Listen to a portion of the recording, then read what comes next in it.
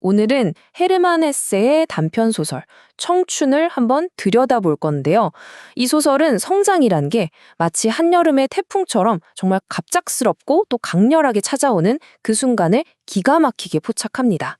자, 이 격동의 시기로 저와 함께 떠나보시죠. 소설이 딱 이 문장으로 시작해요. 18살 때 나는 내 청춘이 얼마나 아름다운지 몰랐다. 이 말 뭔가 찡하지 않나요? 화자는 이미 다 지나가 버려서 그땐 미처 몰랐던 그 결정적인 시절을 돌아보는 거죠.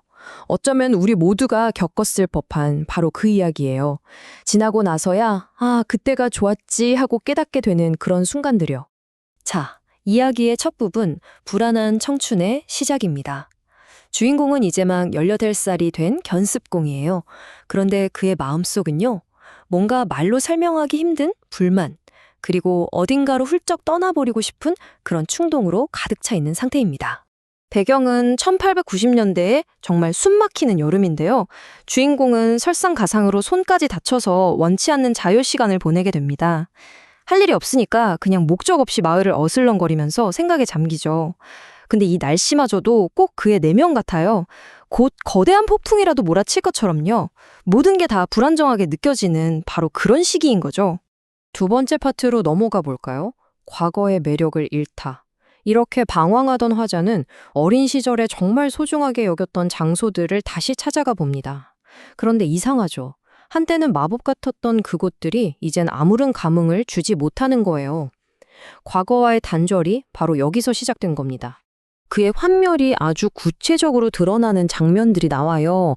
예를 들면 예전에는 도마뱀 한 마리를 쫓는 것만으로도 하루 종일 신나고 즐거웠거든요.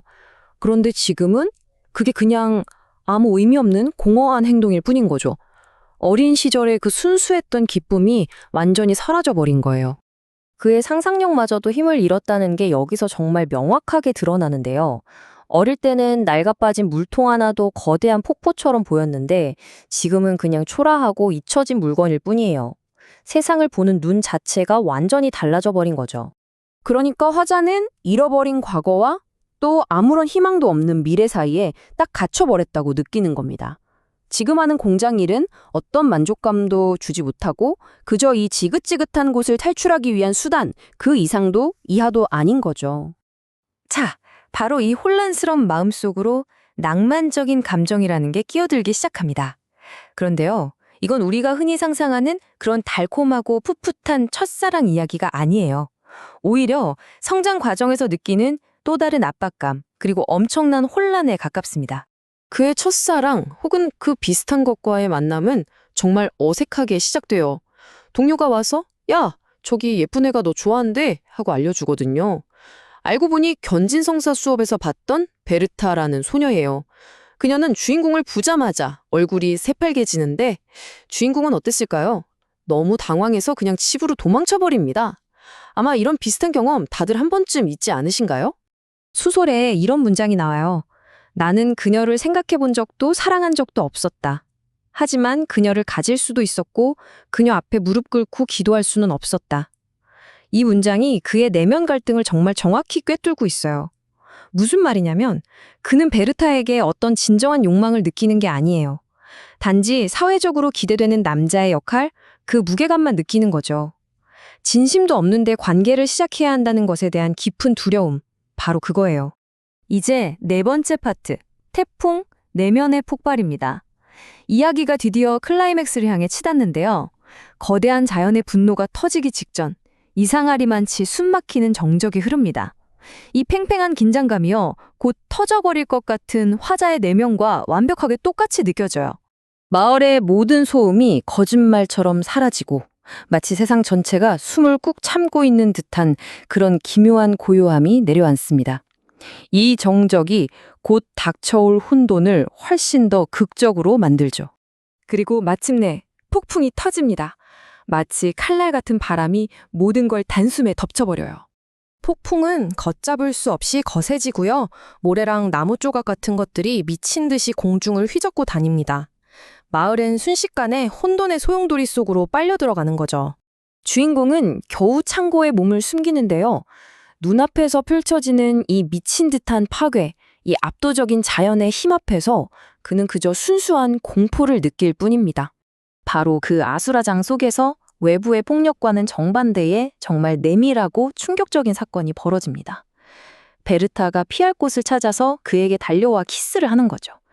조용하고 따뜻한 입술이 내 입술을 찾았고 팔이 내 목을 감싸 안으며 그녀는 숨가쁘게 끝없이 오랫동안 내게 키스했다. 외부의 혼돈과 내면의 충격적인 친밀감이 꽝 하고 부딪히는 소설 전체에서 가장 강렬한 장면이라고 할 수 있습니다. 하지만 이 비현실적인 순간은요, 현실로 돌아옵니다. 우박에 맞아서 생긴 상처, 그녀의 이마에서 가느다랗게 흘러내리는 붉은 피 한 줄기 때문이요. 아름다움과 고통, 혼돈과 사랑이 뒤섞인 정말 잊을 수 없는 이미지죠. 자, 이제 마지막 파트입니다. 모든 것이 변한 후 폭풍이 휩쓸고 간 세상은 물리적으로도 감정적으로도 완전히 다른 곳이 되어버렸습니다. 화자는 폐허가 된 마을을 걸으면서 새로운 현실과 마주하게 되죠. 상상해보세요. 지붕은 너덜너덜해졌고 굴뚝은 무너져 내렸어요. 어린 시절부터 늘 그 자리에 있던 소중한 나무들은 뿌리채 뽑혀 나갔습니다.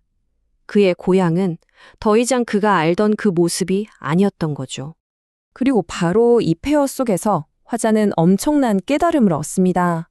아니, 세상이 끝난 게 아니었어. 오직 나만이 변했을 뿐이다. 외부에서 몰아친 그 거대한 폭풍은 결국 소년에서 어른으로 넘어가는 자기 자신의 내면적 변화를 비추는 거울이었던 거예요. 특히 그가 사랑했던 고목들이 파괴된 건 정말 상징적이에요. 그건 그의 과거와 연결된 마지막 끈이 이제 돌이킬 수 없이 완전히 끊어졌다는 걸 의미하거든요. 이제 그의 고향은 낯선 곳이 되었고 그는 떠나야만 하는 존재가 된 겁니다. 헤세의 이 얘기는 그냥 한 소년의 성장통에서 끝나지 않고 우리 모두에게 이런 질문을 던집니다. 여러분의 삶에서 어린 시절을 끝내고 어른의 세계로 들어서게 했던 그 결정적인 폭풍은 무엇이었나요? 한번 떠올려 보세요. 이 질문이야말로 청춘이라는 이 소설이 시대를 넘어서 지금까지도 우리에게 깊은 울림을 주는 이유가 아닐까요?